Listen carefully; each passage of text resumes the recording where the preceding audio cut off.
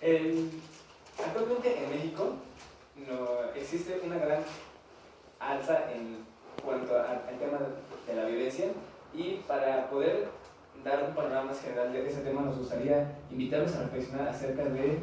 la forma en que viven ustedes y cómo se sienten con respecto a los índices de violencia que hay actualmente en México. No solo en cuanto a lo que tiene que ver con asesinatos, los secuestros, que ya se podrían considerar como crímenes de pauta mayor, sino también ese sentimiento que les genera que al salir a la calle ya hay que tener un mayor grado de precaución para poder evitar un posible asalto o incluso un crimen de pauta mayor, como puede ser un secuestro o incluso un asesinato.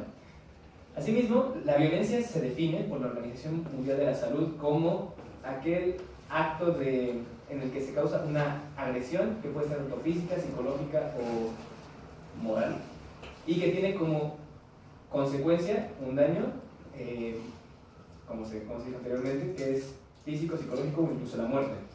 Asimismo, esta violencia no solo ha tenido estos impactos en la sociedad mexicana, sino que también ha tenido un impacto en la economía del país, resultando en un aproximado del 18.4% del Producto Interno Bruto del país, que ha sido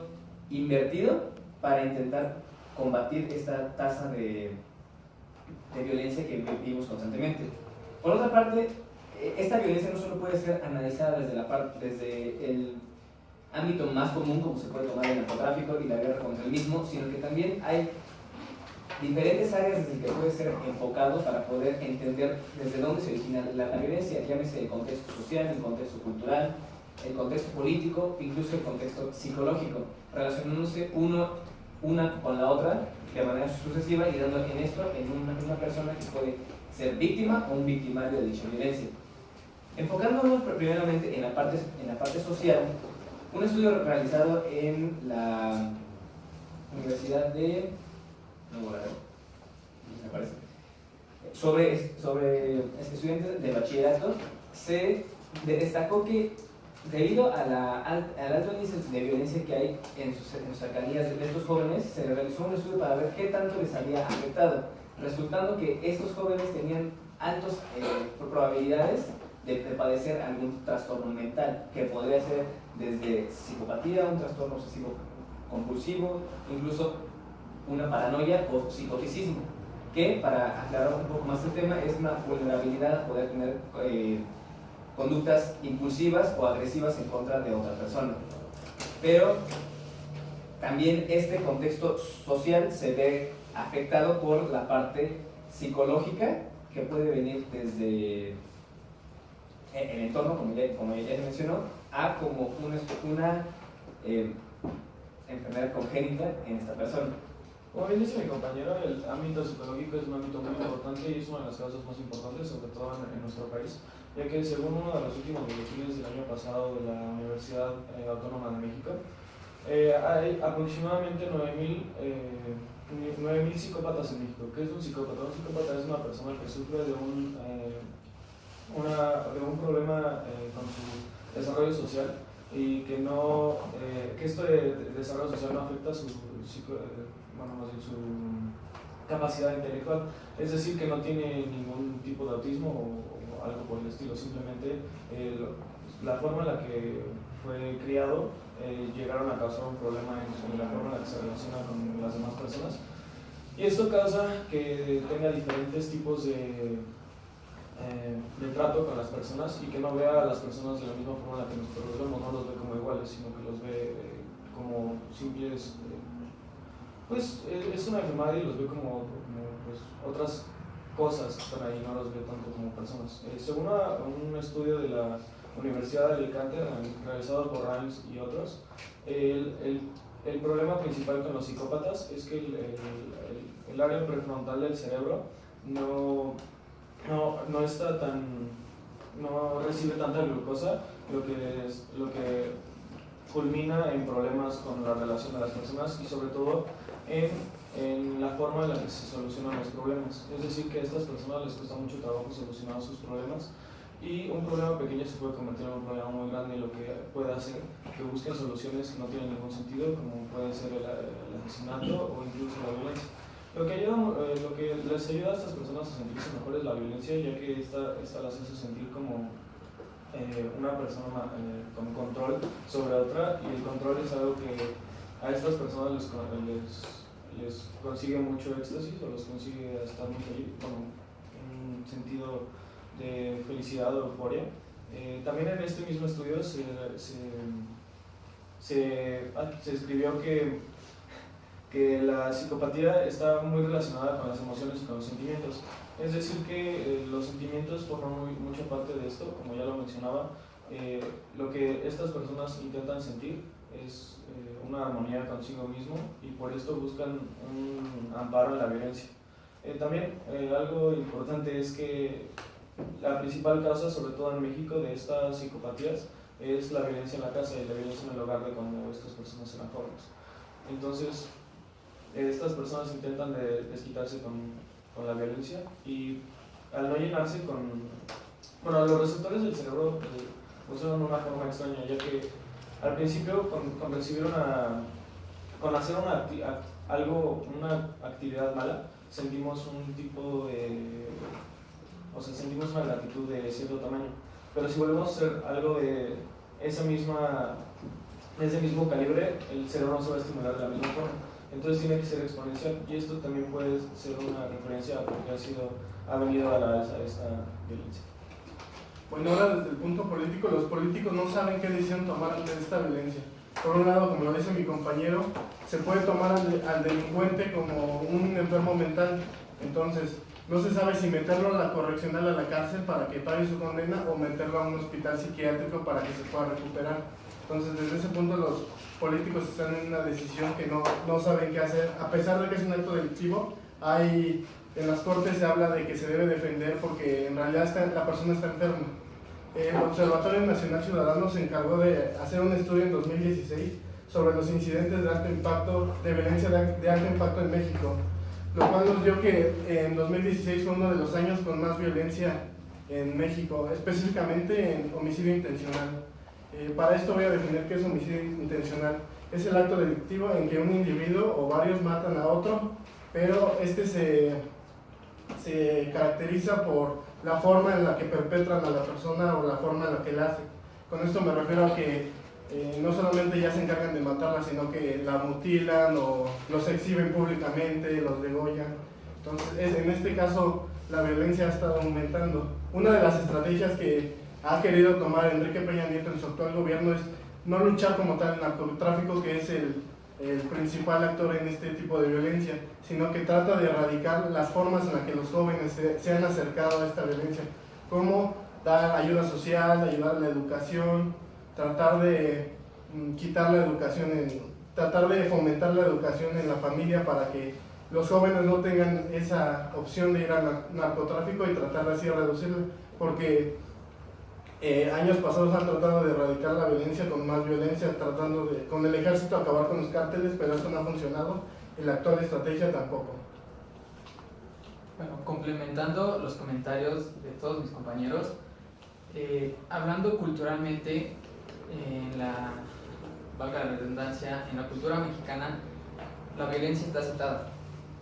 No tan al grado de llegar, digamos, a un asesinato. Sin embargo, sí en los casos de, por ejemplo, violencia familiar, violencia conductiva y, bueno, entre otras. Podemos ver varios casos en que los niños reciben cierto tipo de violencia por parte de sus padres, o no necesariamente de ellos mismos, sino entre primos o hermanos. Según la UNICEF en México, de un 55 a un 67% de niños y niñas pues afirmaron haber recibido cierto tipo de maltrato, ya sea sexual, social, psicológico. Entonces, empezando desde ahí, podemos ver que la sociedad mexicana toma cierto tipo de actitudes para regirse, y bueno, esto conlleva a lo que ya todos mis compañeros habían comentado. Otro estudio realizado por la Universidad de Colima en el 2007 pues asume que bueno, la sociedad está consciente del aumento de la violencia, sin embargo no hace respecto, o sea, no cambia sus actitudes para, digamos, mejorar el ambiente en el que se vive. Otro estudio publicado en el 2007 sin embargo, por la revista de la Facultad de Ciencia de la UNAM, ha demostrado que la mayoría, los hombres aceptan la violencia más que las mujeres. Esto nos da otro dato de la cultura machista que se vive en México, a tal grado de llegar al feminicidio, ¿no? Entonces, pues ya con los datos que nos proporcionaron nuestros compañeros, sí se ha tratado de erradicar desde el nivel bajo, digámoslo, de esa manera, se ha tratado de erradicar la violencia como parte de una educación. Sin embargo, pues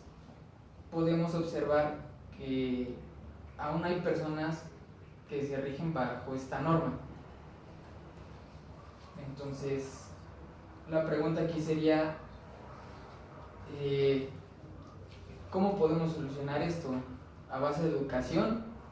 o, en tal caso, que como ya lo comentaba mi compañero, con más violencia? Bueno, tomando como referencia la pregunta y contestándola, o brindando una posible respuesta, al escuchar las opiniones de mis compañeros, me pude percatar que todos coincidimos en que la violencia se genera a partir de más violencia generada durante la niñez del individuo, que se convierte en un victimario o en un psicópata en su caso. Entonces, se podría erradicar esta violencia cambiando los estándares de educación que se le dan al niño, es decir, no exponerlo completamente a violencia que lo orilla a querer replicar esta violencia, como tú lo comentaste, que es la parte de la cultura machista, que es querer replicar lo que una figura paterna, una figura de autoridad realiza sobre una figura femenina, que sería el feminicidio, que se refiere a cualquier acto de violencia sobre una mujer, que puede ser tanto físico, psicológico, social, o el femicidio, que es directamente el asesinato de la misma. Entonces, esta educación, en mi opinión, debería estar basada no solo en erradicar las conductas machistas o violentas entre padres o entre familiares cercanos al individuo, sino también en fomentar que en el entorno se castigue a estos actos de violencia extrema. Es decir, empezando por la parte del bullying, de acuerdo a la Comisión Nacional de los Derechos Humanos, los jóvenes que han sufrido de bullying tienden mucho a la disociación. ¿Qué es esto? Es a segregarse de su grupo social y empezar a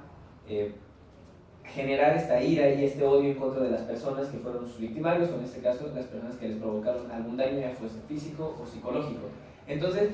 si se pudiese castigar, o en este caso dar